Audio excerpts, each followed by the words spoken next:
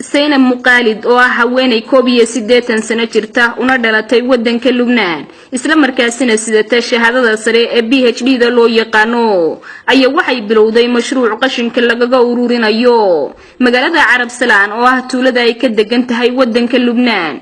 Talaabadani ayaa waxay ka dambeysay kadib markii magaalada Beirut uu buux dhaafiyay qashin aad u tiro badan 9 bilood oo ku jiray sanadihii 2016 iyo 2015 ayaa waxa wadooyinka magaalada Beirut ee caasimadda wadankaasi buux dhaafiyay qashin ilaa haatana malaha goob lagu qubo qashinkaasi. taasina waxay ka dhigtay in qashinka lagu qubo magaalada dhexdeeda meel kasta qashin ayaa buuxi jiray xataa caruurteenu way ku wasaqoobi jireen ayay tiri Zainab oo la hadlaysay warbaahinta. haweenadani ayaa qashinka tuuladeeda waxay u kala saartay laba qaybood oo kala ah qayb laga samaynayo wax soo saar iyo qayb kale oo lagu soo qubayo meelaha fogfog iyadoo kaashanaysa haweenka deegaankeeda oo ay ka dalbatay inay caawiyaan isla markaasina ay u shaqeeyaan si lacag la'aan dadkooda.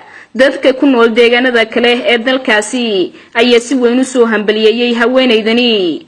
tani waxay tusaale u noqonaysaa Soomaalida badan ee marka ay jaamacadaha dhameeyaan doonaya in shaqada ay ka bilaabaan halka ugu sareysa iyo mushaharka ugu sareeya.